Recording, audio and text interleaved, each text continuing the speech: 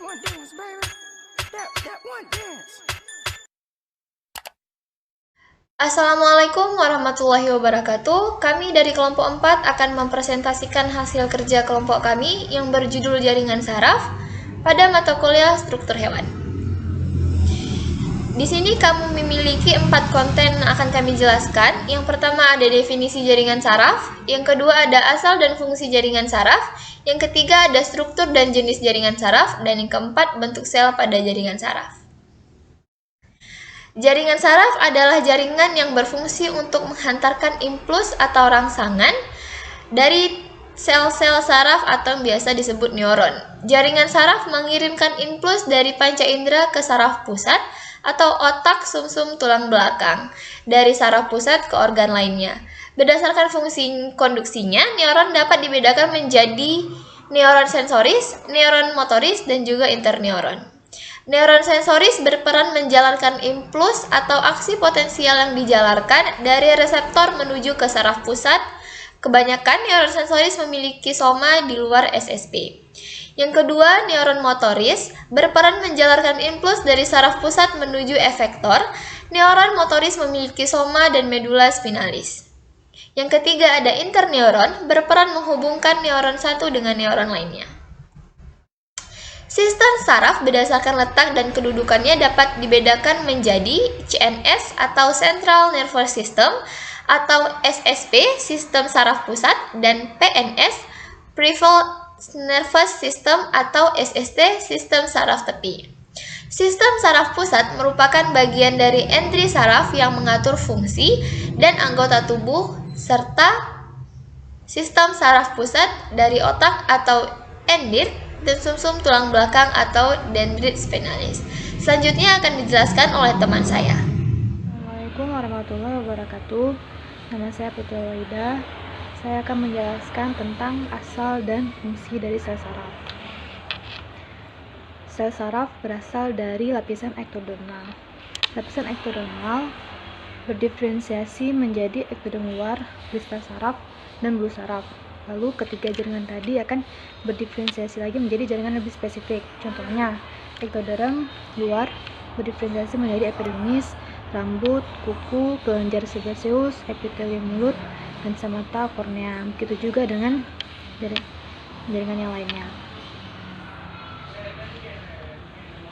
Neurulasi adalah proses awal pembentukan sistem saraf yang melibatkan perubahan sel-sel ektoderm bakal neural, yang dimulai dengan pembentukan keping neural, lipatan neural, dan bumbung neural. Proses neurulasi diawali dengan sel ektoderm diinduksi oleh notokord, lalu membentuk keping neural. Keping neural memanjang dan menebal berdiferensiasi menjadi membentuk lipatan neural. Lalu lipatan neural saling mendekati, tumbuh mendekat ke daerah dorsal, tengah, dan akhirnya melebur membentuk bumbung neural. Dan sisa-sisa keping neural yang tidak membentuk bumbung neural menjadi pial neural. Nah, bumbung neural akan membentuk pigmen, sistem saraf tepi, dan medulasi adrenal. Berikut fungsi neuron berdasarkan jenisnya. Baik, terima kasih. Saya akan majukan presentasi kali ini mengenai struktur dan jenis-jenis pada jaringan saraf. Nah, struktur jaringan saraf bisa kita amati berdasarkan gambar yang udah saya perlihatkan nih. Nah, di sana kita bisa menemukan adanya dendrit, adanya nukleus, adanya akson, adanya sinapsis, dan sebagainya. Yuk kita simak apa sih peran masing-masing dari bagian tersebut. Nah, yang pertama itu ada dendrit. Dendrit merupakan penjuluran ke arah luar badan sel yang berperan sebagai penerima sinyal atau impuls. Nah, dendrit merupakan bagian neuron paling awal yang menerima rangsangan. Nah, dendritlah yang meneruskan rangsangan yang berasal dari reseptor untuk diteruskan ke badan sel. Nah, yang kedua ada badan sel. Badan sel ini merupakan bagian utama neuron yang memiliki inti sel. Nah, seperti yang kita tahu, badan sel ini terdapat nukleus dan nukleolus. Nah, badan sel ini fungsinya selain menerima, dia juga memproses rangsangan yang berasal dari dendrit. Nah, for information nih, ternyata pada badan sel ini terdapat badan sel yang berfungsi untuk membantu dalam proses metabolisme dan pertumbuhan pada neuron. Next, ada yang ketiga itu adalah akson atau dikenal dengan neurin, yaitu penjuluran badan sel yang berfungsi untuk mengirimkan sinyal atau impuls. Next, yang keempat itu ada inti sel atau nukleus. Inti sel atau nukleus berfungsi sebagai regulator dari seluruh aktivitas sel saraf. Nah, apa sih makna dari regulator? Nah, regulator sini bisa kita maknai sebagai pusat pengendali. Dia yang mengkoordinasi, dia mengatur dalam seluruh aktivitas pada sel saraf. Selanjutnya yang kelima ada selubung mielin. Nah, selubung mielin ini merupakan sel yang paling luar yang terdapat pada akson, dan dia fungsinya untuk membungkus akson itu sendiri. Yang keenam ada sel squam. Sel squam adalah sel penyokong akson yang berfungsi untuk menyediakan suplai makanan bagi metabolisme akson, dan dia membantu regenerasi pada akson. Next, yang ketujuh ada nodus Ranvier. Nodus Ranvier itu berfungsi untuk mempercepat impuls saraf. Nah, nodus Ranvier ini dia sangat berperan penting untuk mempercepat hantaran rangsangan. Nah, yang terakhir itu adalah sinapsis. Sinapsis berfungsi untuk meneruskan impuls menuju ke neuron lainnya. Sinapsis dari satu neuron akan terhubung dengan dendrit dari neuron lainnya. Nah, kalimat sederhananya maksudnya, sinapsis ini merupakan penghubung antara neuron yang satu ke neuron yang selanjutnya. Dia merupakan penghubung nih antara dua neuron.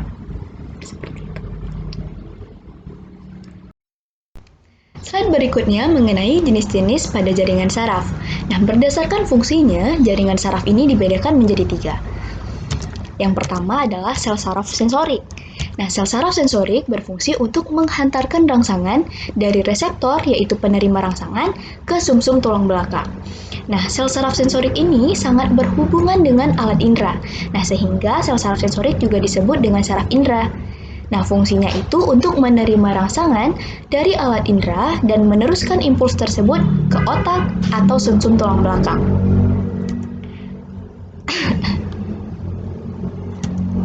Yang kedua ada sel saraf motorik. Nah, sel saraf motorik berfungsi untuk menghantarkan impuls motorik dari susunan saraf pusat ke efektor.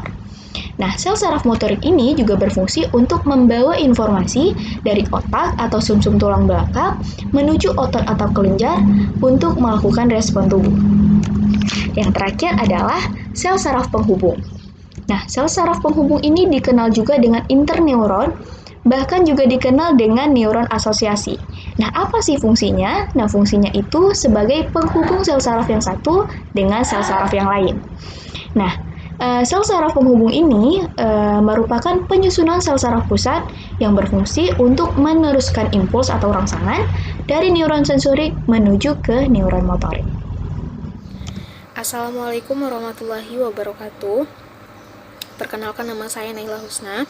Nah, saya akan melanjutkan penjelasan dari teman-teman saya sebelumnya. Nah, di sini kita akan membahas sedikit tentang yang pertama sistem saraf pusat dan sistem saraf tepi, kemudian neuron unipolar, neuron bipolar, dan neuron multipolar. Nah, langsung saja yang pertama kita akan membahas tentang sistem saraf tepi dan sistem saraf pusat. Nah, sebelum mengetahui apa fungsi dari sistem saraf tepi dan sistem saraf pusat itu, kita harus tahu dulu tuh apa pengertian dari sistem saraf. Nah, sistem saraf itu merupakan jaringan kompleks yang memiliki peran penting untuk mengatur setiap kegiatan di dalam tubuh.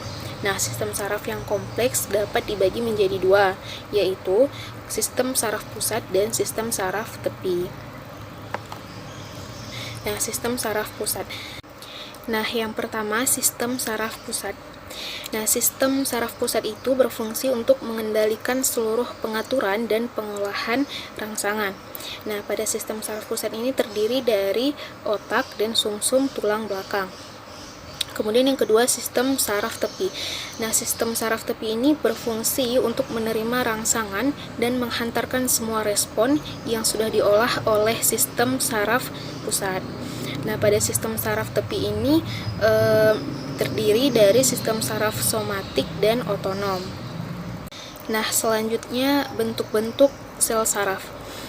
Nah, berdasarkan strukturnya atau bentuknya itu, sel saraf ini atau neuron dibedakan menjadi 3, yaitu neuron unipolar, neuron bipolar, dan neuron multipolar.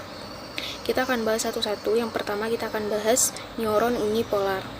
Nah, neuron unipolar ini hanya mempunyai satu cabang pada sel sarafnya. Selanjutnya cabang ini akan terbelah menjadi 2, sehingga bentuk dari neuron unipolar ini akan menyerupai huruf T. Nah, satu belahan cabang yang tadi itu berperan sebagai dendrit dan yang satunya lagi berperan sebagai akson. Nah, neuron unipolar ini umumnya mempunyai fungsi sebagaimana sensori neuron, yaitu sebagai pembawa sinyal dari bagian tubuh menuju ke sistem saraf pusat. Nah, selanjutnya neuron bipolar. Neuron bipolar ini sesuai dengan namanya mempunyai 2 cabang pada badan sel sarafnya di sisi yang saling berlawanan. Nah, cabang yang satu itu berperan sebagai dendrit, sementara yang lainnya itu berperan sebagai akson. Nah, karena percabangan yang demikian, maka badan sel saraf neuron bipolar ini mempunyai bentuk yang agak lonjong atau elips. Nah, neuron bipolar ini umumnya memiliki fungsi sebagaimana interneuron, yaitu menghubungkan berbagai neuron di dalam otak dan spinal cord. Nah, selanjutnya yang ketiga, neuron multipolar. Nah, neuron multipolar ini adalah jenis sel saraf yang paling umum dan yang paling banyak ditemui ya. Neuron multipolar ini mempunyai dendrit yang lebih dari 1, namun hanya memiliki sebuah akson. Nah, karena jumlah dendrit pada setiap neuron multipolarnya itu bisa bervariasi banyaknya, maka bentuk badan sel saraf multipolar ini seringkali dikatakan berbentuk multigonal.